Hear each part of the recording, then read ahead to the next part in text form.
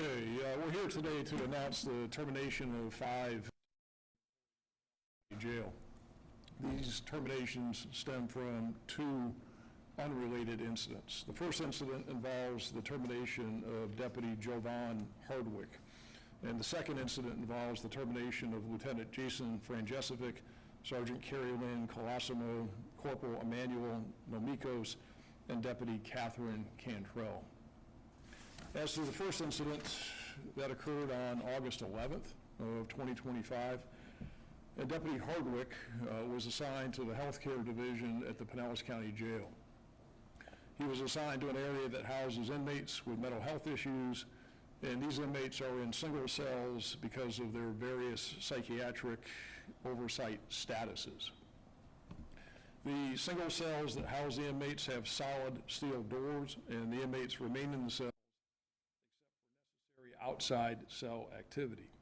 The inmates eat in their cells, and the food trays are passed to the inmates through a food trap in the door. Deputy Hardwick was supervising inmate workers at the jail who are serving these dinner trays to the inmates.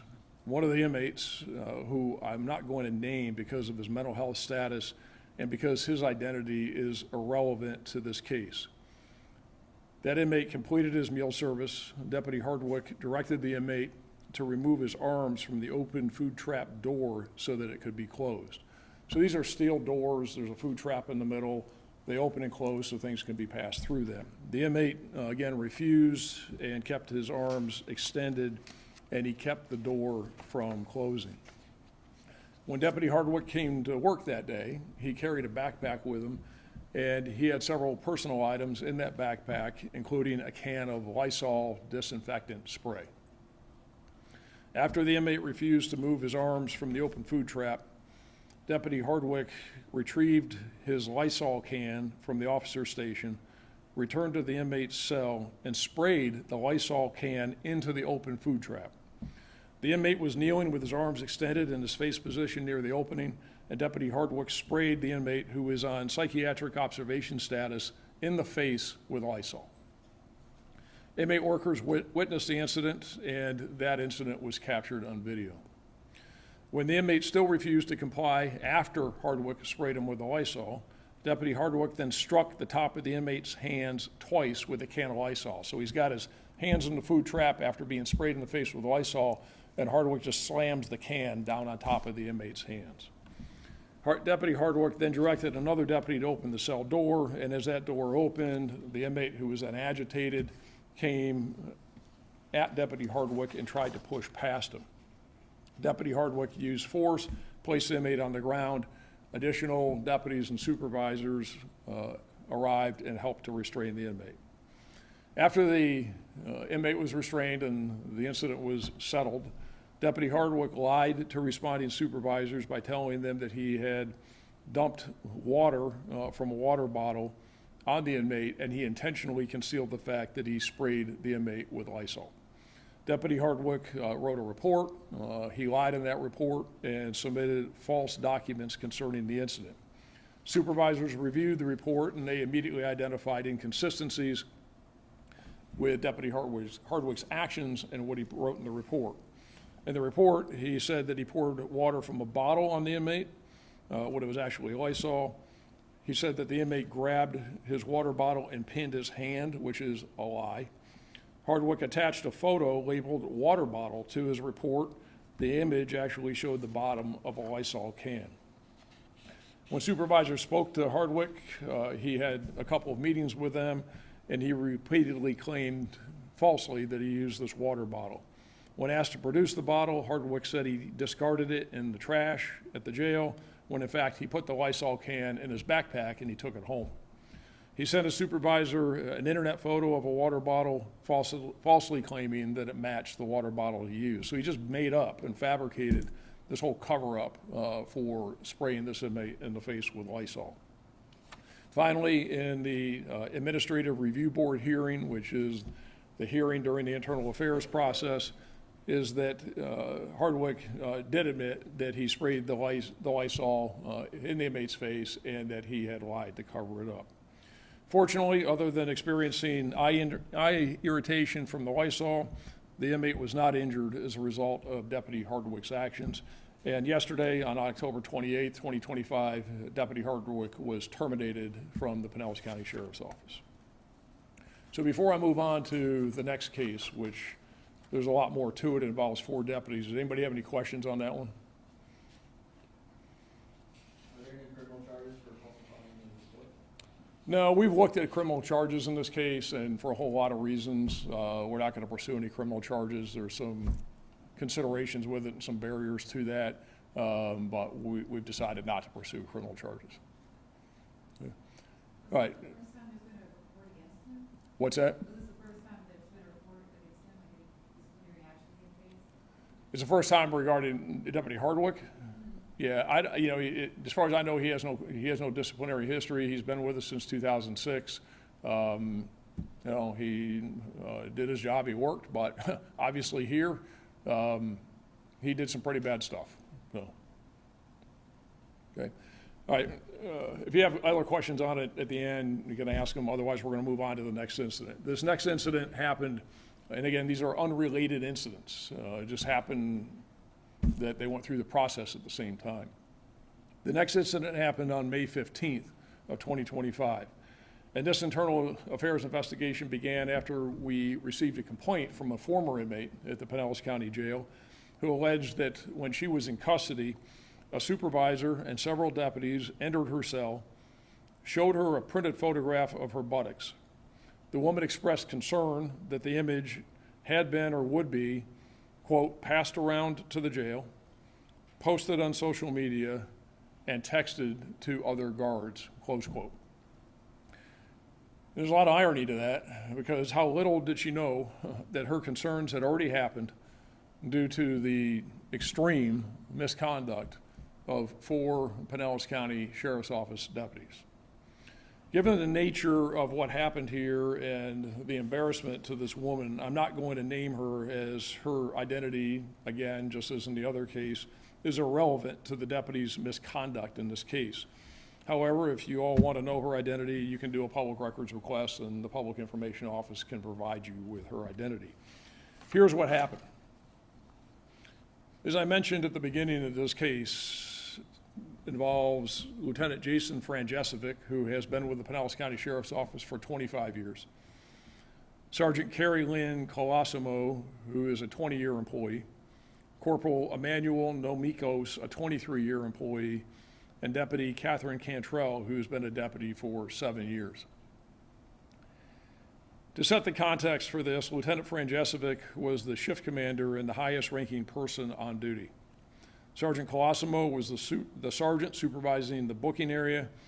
Corporal Nomikos and Deputy Cantrell were assigned to process inmates as they were booked into the Pinellas County Jail. At about 3 o'clock in the afternoon on May 15th, patrol deputies from the Sheriff's Office arrested the female for disorderly intoxication at a bar in Seminole, and she was transported to the county jail. She arrived at the jail at about 4:30 p.m. The jail's booking area was full, and they were backed up processing new inmates upon the woman's arrival at the jail. So jail personnel told the prisoner transport officer to keep the woman in his van in the Sally Port until they had capacity to process her and complete her booking into the jail. At about 7:40 p.m., more than 3 hours after the woman arrived at the jail and had been held in the van in the Sally Port, her pants came off. The transport officer notified jail staff, and Deputy Cantrell, Sergeant Colosimo, and another female deputy went to the van, dressed the woman in jail uniform pants, and escorted her into the booking area. Lieutenant Franjesevic was present and observed the woman during the intake process. And deputies, contrary to the video evidence, determined during the initial booking process that the woman was uncooperative. The deputies claimed that the woman refused to look at the facial recognition camera, she intimidated staff by staring at them, and that she refused to answer any questions. The video evidence shows that the woman's behavior reflected intoxication and not defiance. I've watched the video. The woman was not uncooperative. She was intoxicated and some of her reactions were slowed because of it, but their claim that she was uncooperative is just false. And again, the video showed that the woman was glancing at the camera, that she was delayed in her responses, but she was not refusing to answer questions. Deputy Cantrell, Sergeant Colosimo, Lieutenant Franjesevic, and others then moved the woman, handcuffed and shackled, to a nearby holding cell, and she was handcuffed behind her back because she was deemed erroneously to be uncooperative. The cell the deputies placed the woman in did not have a toilet, despite the fact that the woman had been held in the van for 3 hours upon arriving at the jail. The woman was in the cell alone, and there was a video camera in the cell to monitor inmates. Computers at the booking desk are used to monitor these cameras, and the cameras do record in the cells. At about 7:55 p.m., as seen on the video system, the woman walked to the floor drain in the middle of the cell. She pulled her pants down, squatted, and began to urinate into the drain. Over the next 40 minutes, the woman squatted over the drain to urinate several times before then sitting on the bench, leaning forward, exposing her buttocks and her genitals. Upon a review of the video, the investigation determined that the inmate urinated in the drain because she was placed in the cell without a toilet after spending 3 hours in the Sally Port, and that when she exposed her buttocks and genitals, she was doing so because she was trying to pull her pants up while handcuffed behind her back. Despite the fact that the woman was forced to urinate in the drain hole in the middle of the cell and was trying to pull her pants up, at about 8:45 p.m., Corporal Nomikos looked at the monitor, the video monitor of the camera that was in the woman's cell, and observed her leaning forward on the bench with her lower body elevated, exposing her buttocks and genital area. Now, all that is a really, really nice way of saying that she was on the bench and her butt was in the air and she was showing everything. Because she was trying to pull her pants up. Not because she's doing anything else. Deputy Cantrell, who was present with Corporal Nomikos, and Deputy Cantrell then used her personal cell phone to photograph the woman exposing her naked buttocks and genitals off of the video monitor. Corporal Nomikos then made derogatory comments about the woman and her anatomy. What Corporal Nomikos said is very disrespectful and degrading, and I'm not going to repeat it here. If you want to know exactly what he said, it's available in the charge sheets, and the Public Information Office can provide you with those charge sheets today.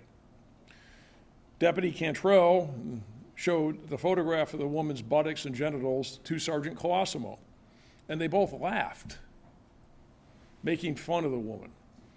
As a sergeant, Colosimo saw this, and she laughed about it with her subordinate. Deputy Cantrell then sent the image of the woman in this compromised position, showing her buttocks and her genitals, to Sergeant Colosimo and another deputy through a Facebook group chat. Deputy Cantrell also texted the photo of the woman to her spouse, who is not an agency employee. Sergeant Colosimo showed Corporal Nomikos her cell phone displaying a photograph of the inmate with her buttocks and genitals exposed, and he also began to laugh about this. So Corporal Nomikos then retrieved the stored video of the woman in the compromised position, showing her buttocks and genitals, and he freeze-framed that on a different computer monitor, a larger monitor on the booking desk, in an area that could be easily seen by deputies, inmates, and anybody else passing by. Corporal Nomikos stepped aside so Sergeant Colosimo could view it, and she laughed and said, "Look at his face," referring to a deputy in the control room who could see the video monitor. So Sergeant Colosimo, the supervisor running this show, was amused by the male deputy's embarrassment upon seeing the image displayed on the computer screen. So you got this male deputy who sees this poor woman who's, in reality, is just trying to pull her pants up after forced to use the bathroom on the floor. And they put it up on the computer screen, and this guy sees it and is embarrassed, and Colosimo thinks that's funny. Corporal Nomikos also directed another deputy, who was not assigned to the area, to view the image of the female inmate's naked buttocks and genitals on a computer screen. Corporal Nomikos used the woman's compromised position for his own amusement. Nomikos then wrote a report about the incident that was vague and contained inaccurate statements. Deputy Cantrell viewed the image with Sergeant Colosimo, and they made derogatory remarks. So this is two female deputies, a supervisor and a deputy. They viewed the image and they made derogatory remarks about the woman's female anatomy and what they were seeing with her genitals. What they said is so disrespectful and degrading that, again, I'm not going to repeat it here. If you want to know exactly what they said, again, it's in the charge sheets. You can ask PIO for it, and they'll give you those charge sheets, but I'm not going to repeat what they said.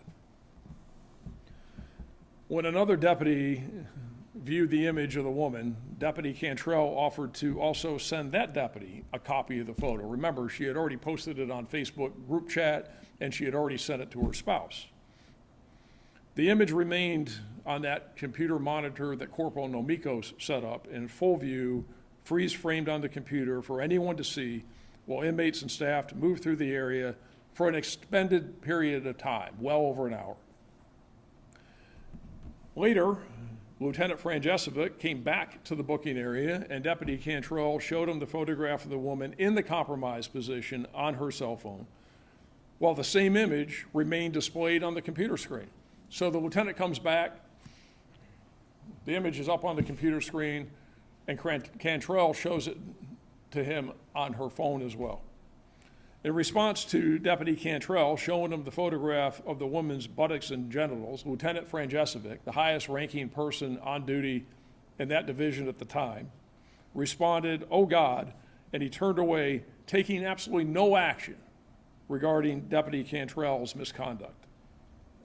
At the same time, Lieutenant Franjesevic saw the freeze frame image of the woman's genitals and buttocks on the computer screen set up by Corporal Nomikos, and in referring to the woman's genitals, Lieutenant Franjesevic stated, "Hey, there's something been in there before," and then he laughed with his subordinates.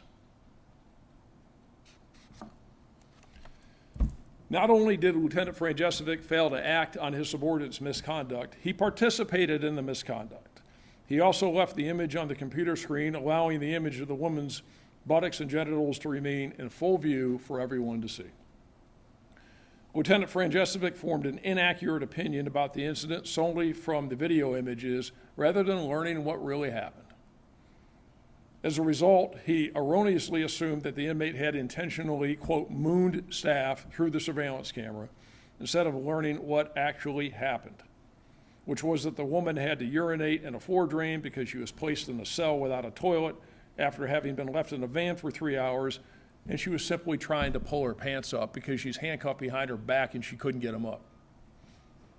And again, go back to why was she handcuffed behind her back and in the cell? Because they deemed her uncooperative when she wasn't uncooperative. So they created this whole mess. Lieutenant Franjesevic directed Deputy Cantrell to print the photograph of the woman. After receiving the photograph, he showed it to several other subordinates.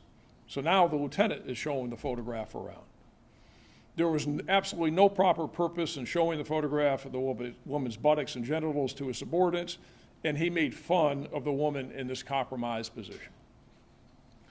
So then, Lieutenant Franjesevic, Sergeant Colosimo, and Deputy Cantrell entered the woman's cell.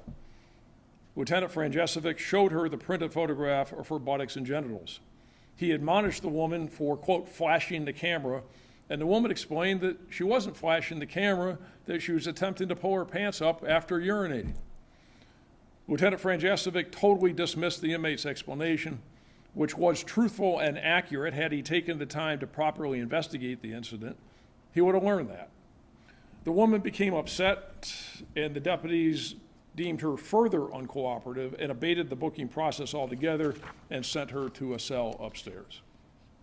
Just to give you an idea as to what some of the responses were from some of these deputies during the investigation, Deputy Cantrell described taking the photograph as a, quote, moment of stupidity. Yeah, no kidding. And admitted that she found it humorous at the time.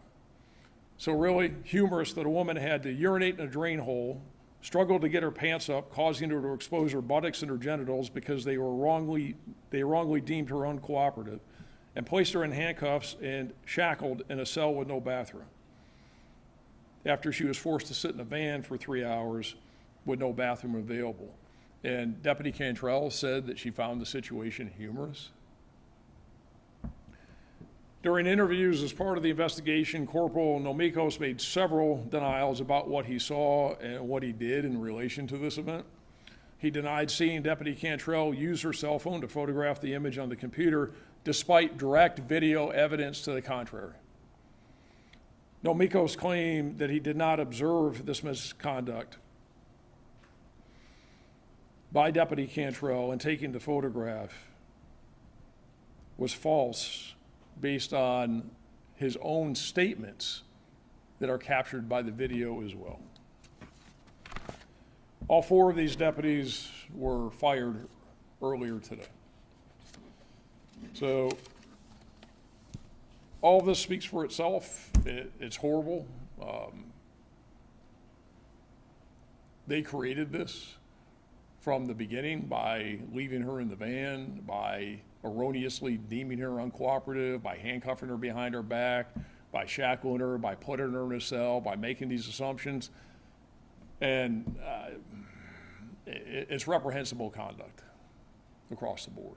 So all 5 of these people, by what they did and what they chose to do, have forfeited their right to serve and to be deputy sheriffs and to work for the Pinellas County Sheriff's Office.